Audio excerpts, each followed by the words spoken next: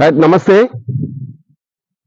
ఈరోజు మా Medaram TV channel Manthani నియోజకవర్గంపై ఒక విశ్లేషణ మీకు అందించబోతున్నాం. మా మేడారం టీవీ ఛానల్ ఇతర రాష్ట్రాలలో జరిగిన అభివృద్ధిని కూడా, ఇతర రాష్ట్రాలలో వెనుకబడిన సమస్యలను కూడా వెలికితీసి సమాజానికి, ప్రభుత్వానికి అందజేయడం జరిగింది.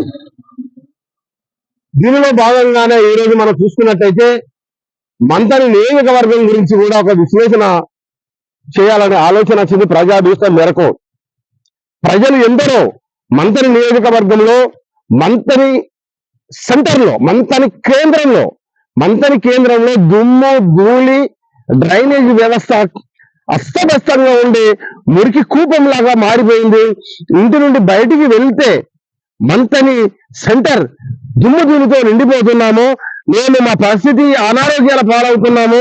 అసలు ఈ మంథని గడ్డ మీద చాలా దీనమైన పరిస్థితులు నెలకొన్నాయి. ఎవరిని అడగలేని పరిస్థితులు నెలకొన్నాయి. సార్ మీరు ఒకసారి రండి మా మంథని గడ్డలో ఇక ప్రస్తుతం చూసుకున్నట్టయితే ఒక్కసారి మంథని గడ్డను మీరు తిరిగి చూడండి. తిరిగి చూసిన తర్వాత ఇక్కడ మీకు అనేక సమస్యలు కనిపిస్తాయి. ఆ సమస్యల పరిష్కారం కోసం మీరు మీ మేడారం టీవీ ఛానల్లో ప్రచారం చేస్తే సంబంధిత అధికారులు కావచ్చు, రాజకీయ నాయకులు కావచ్చు, వాటిని పరిష్కరించే దిశగా ప్రయాణిస్తున్నారు. మీ మేడారం టీవీ ఛానల్ ఎన్నో సమస్యలు పరిష్కరించే దిశగా ముందుకు సాగింది. కాబట్టి మీరు రావాలని ఎందరో మాకు ఫోన్ చేయడం వల్ల ఈరోజు మంథని నియోజకవర్గంలోకి రావడం జరిగింది. మంథని గడ్డలో ఇప్పుడు మనం విజువల్స్ చూస్తున్నారు. మంథని అంటేనే మంత్రకూటమి అంటే మంథని అంటే ఒక దేవాలయంతో సమానం.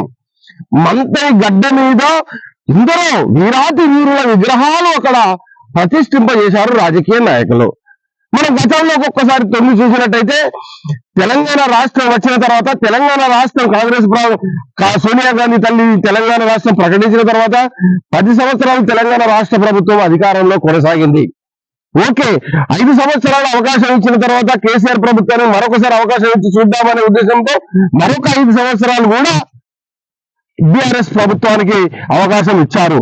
కానీ తెలంగాణ రాష్ట్రంలో అభివృద్ధి అంటూ జరిగింది అంటే ఏ ప్రభుత్వాలు అయినా చేస్తాయి. అప్పుడైనా, ఇప్పుడైనా, ఎప్పుడైనా అనేక ప్రభుత్వాలు, ఆ ప్రభుత్వాలు ఈ ప్రభుత్వాలు అభివృద్ధి చేస్తాయి, కాదనడం లేదు. కానీ 10 సంవత్సరాలు పాలించిన మంథని గడ్డ మంత్రకూటమి ఈరోజు దుమ్ము, ధూళి, డ్రైనేజ్ వ్యవస్థ అస్తవ్యస్తంగా ఉండే కనీస అవసరాలకు దూరంగా ఉంది మంథని గడ్డ. కానీ అందరూ ఏం చేస్తున్నారంటే భయభ్రాంతులకు గురై ఎవరితోని మనం ఏమన్నా సోషల్ మీడియాలో ఏమైనా పోస్ట్ పెట్టినా, ఏమన్నా జరిగినా కానీ మేము ఎక్కడ సమస్యల్లో ఎదుర్కొంటామో అనే భయాన్ని నెలకోవడం వల్ల ఈరోజు ఎవరు కాదు శబ్దంగా ఉంటున్నారు. కానీ మంథని గడ్డ గురించి మాత్రం ఎవరు ప్రస్తావించడం లేదు. మనం ఈ గత 10 సంవత్సరాల నుంచి చూస్తున్నాం. మరి మంథని గడ్డ ప్రధానంగా ఇప్పుడు మంథని ఊరు గురించి ఇప్పుడు నేను మాట్లాడదలుచుకుంటున్నాను. మంథని గడ్డ అంటే మంత్రకూటమి. మంథని గడ్డలో ఎవరు కానీ మంథని గడ్డలో జన్మించిన వారు గొప్ప గొప్ప నాయకులు అయిన సంగతి మనకు విదితమే.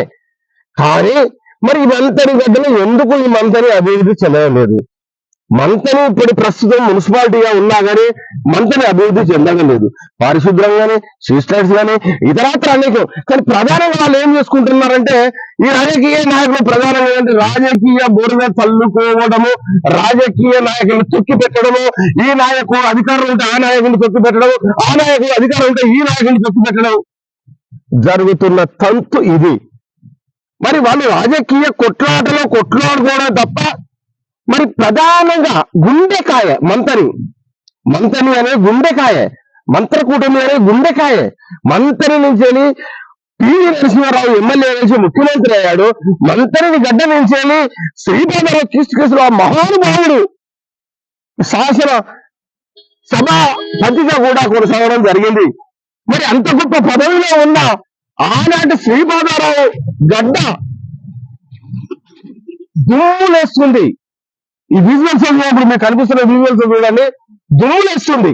మంథని గడ్డ మరి గతంలో కూడా టీఆర్ఎస్ పార్టీ ఎమ్మెల్యేగా కొనసాగారు, మరి మంత్రిని గడ్డను పట్టించుకోలేదు. మరి గతంలో కూడా మున్సిపాలిటీ అధికారులు ఉన్నారు, మంత్రిని పట్టించుకోలేదు.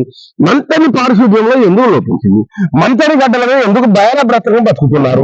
మంత్రి గడ్డలో ఎందుకు రాజకీయంగా ఇంత ఎత్తు ఎదిగినా కానీ ఎందుకు కన్న తల్లి లాంటి మంత్రిని ఎందుకు పట్టించుకోవడం లేదు?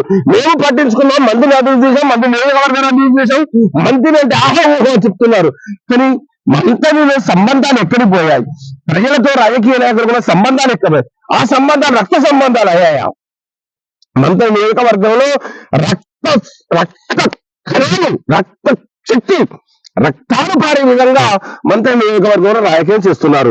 ఏమైనా మంత్రి నియోజకవర్గంలో రాజకీయంలో ఉద్దండులు ఉన్నా కానీ మంత్రి గడ్డ నియోజకవర్గాన్ని కాదు, మంత్రి గడ్డ విషయాన్ని ప్రస్తావిస్తున్నాను. మంత్రి గడ్డని పట్టించుకోకపోవడం వల్ల ఈరోజు మంత్రి గడ్డ ఈరోజు దుమ్ము ధూళితో కొనసాగుతుందని ప్రజలు ఆరోపిస్తున్న నేపథ్యంలోనే మా మేడారం టీవీ ఛానల్ తరఫున మీకు తెలియజేసే కోసం చేస్తున్నాం. మరి మంత్రి గడ్డలో రాజకీయ నాయకులు ఉద్దండులు ఉన్నారు, ఉద్దండుల పదవులు ఉన్నారు, గొప్ప గొప్ప పదవులు ఉన్నారు, రాష్ట్ర ప్రభుత్వం కీలకమైన బాధ్యతలు నిర్వహిస్తున్న వారు ఉన్నారు. మరి ఏమైంది ఈ మంత్రికి ఏమైంది? అలాగే మంత్రి నియోజకవర్గాలు కూడా ఏమైంది? రాజకీయ అలాగే సృష్టిస్తూ, సంచలనాలు సృష్టిస్తూ, మడ్రాలు అంటూ అనేకమైన ఆరోపణలు ఎదుర్కొంటున్న మంత్రి రాజకీయ పరిస్థితి ఎందుకు ఇంత దిగజారుడు రాజకీయం జరిగింది? దిగజారుడు రాజకీయం ఎందుకు జరిగింది? ఈ దిగజారుడు రాజకీయం వల్ల ప్రజలు ఎలా స్వాగతిస్తున్నారు, విస్మరిస్తున్నారో రేపు మళ్ళీ ఏం జరగబోతుంది అంటే మంత్రి నియోజకవర్గం, పెద్దపల్లి జిల్లాలోనే మంత్రి నియోజకవర్గం, ఈ ప్రాంతంలో రాజకీయం అనేది ఇప్పుడు చాలా ఇదైపోయింది. అంటే ప్యాక్షనిజం, మంత్రి ప్యాక్షనిజం. రాయలసీమ మంత్రి అనడానికి ఒక రాయలసీమ గుర్తు వస్తుంది.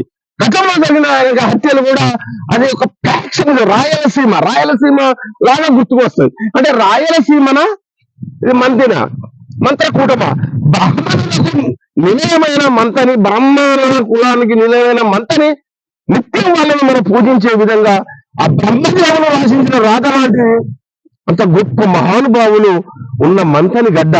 మరి ఎందుకు మంత్రి గడ్డ అభివృద్ధి చెందలేదు? మంత్రిని ఎందుకు ఆ వాడలు అభివృద్ధి చెందలేవు? మంత్రిని ఎందుకు సీసీ రోడ్లు అభివృద్ధి చేయలేవు? మంత్రిని ఎందుకు మోరీలో అభివృద్ధి చెందలేవు? మంత్రిలో ఎందుకు దుర్వాసన వస్తుంది? మంత్రి ఒక గొప్ప పేరుగాంచిన మంత్రిని పివి నరసింహారావు గురించి మొదలుకొని, చందుపట్ల రామిరెడ్డి గాంచిన మొదలుకొని, శ్రీపాదరావు గాంచిన మొదలుకొని, శ్రీధరబాబు గాంచిన మొదలుకొని, పుట్ట మధు కాంచిన మొదలుకొని ప్రాతినిధ్యం వహించిన మంత్రి గడ్డ ఎందుకు ఈరోజు దుమ్ము ధూళితో చెలరేగిపోతున్నప్పుడు మీరు చూస్తున్నారు విజువల్స్ లో. మరి ఈ రాజకీయ నాయకులు వాళ్ళ హయాంలో ఏం చేశారు? మంత్రిని శుభ్రం చేశారా?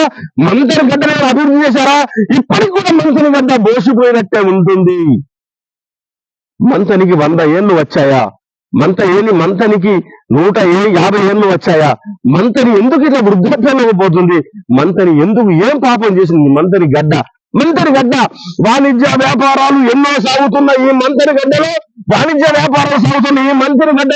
అనేకమైన సమస్యలు తాండవిస్తున్నాయి. అధికారాలు గొప్పగా ఉండొచ్చు, ప్రభుత్వం చేతి గుప్పిట్లో ఉండొచ్చు, కానీ ఏం చేస్తున్నారు ఈ నాయకులు? అందుకోసమే ప్రజలు ఒక నిర్ణయానికి వచ్చి మార్చే కోసం ప్రయత్నం చేస్తున్నారు. మార్పు రావాలి, మార్పు వస్తేనే మనకి ఏమైనా న్యాయం జరుగుతుందా? మార్పు వస్తేనే మా మంత్రి గడ్డ అభివృద్ధి చెందుతుందా? మార్పు వస్తేనే ఈ నాయకులకు బుద్ధి వస్తుందా అనే తీరు మంత్రి గడ్డ బిడ్డలో ఇస్తున్నారు. మంత్రి గడ్డ అంటేనే, మంత్రి ఊరు అంటేనే 2 తెలుగు రాష్ట్రాలలో ఒక దేవాలయంగా భక్తులు విశ్వసిస్తారు. మంత్రి అనగానే, మంత్ర కూటమి అనగానే అంత గొప్ప చరిత్ర కలిగిన మంత్రి గడ్డ నుంచి మంత్రి గడ్డలో పుట్టిన వాళ్ళు ప్రభుత్వ ఉద్యోగస్తులు కానీ, ఐఏఎస్లు కానీ, ఐపీఎస్లు కానీ, ఇతరత్ర రాజకీయాలు కానీ ఎందరో గొప్ప పేర్లు గడించారు. కానీ ఆ పేరు ఇప్పుడు నిర్వీర్యమవుతుంది. గతంలో 10 సంవత్సరాలు పాలించిన టిఆర్ఎస్ ప్రభుత్వంలో కూడా అభివృద్ధి చెందలేని ప్రజలు ఆరోపిస్తున్నారు. మరి కాంగ్రెస్ పార్టీ అధికారంలోకి వచ్చింది కదా, కాంగ్రెస్ పార్టీ అధికారంలోకి వచ్చింది కదా, మరి కాంగ్రెస్ పార్టీ అధికారంలోకి వచ్చిన తర్వాత ఇప్పుడు సంవత్సరం గడిచింది. మరి మంతని గడ్డ ఈ దుమ్ము తూలితోని, మురికి కూపంతోని, వాసనతోని, దుర్వాసనలతోని అటువంటి పరిస్థితి. ఇంటిలోకి వెళ్ళి బయటికి వెళ్ళి మళ్ళా ఇంటికి పోతే మన దేహం మీద దుమ్ము ధూళితో ఆ రకంగా అనారోగ్యాల పాలవుతున్నాం. మరి ఏం చేస్తున్నారు ఈ నాయకులని? మంతని గడ్డ ప్రజలు, వ్యాపారస్తులు, వాణిజ్య వ్యాపారస్తులు అడుగుతున్నారు రాజకీయ నాయకులను. అంటే అధికారం కోసం, అధికారం చేజిక్కించుకునే కోసం, రాజకీయం చేసే కోసం, రాజకీయం చేసి అధికారం సంపాదించుకోవాలని, ప్రజలు మభ్యపెట్టాలని, ప్రజలు మభ్యపెట్టి అధికారం చేజిక్కించుకోవాలని వివిధ రాజకీయ పార్టీలు పన్నుతున్న పన్నాగం ఈరోజు. మనం ఏదో తప్పులు ఒకటే మనం విమర్శించేవారు లేరు, మనం సక్రమంగా నడుచుకుంటే మనం విమర్శించలే వారే లేరు. మనం నిస్వార్థ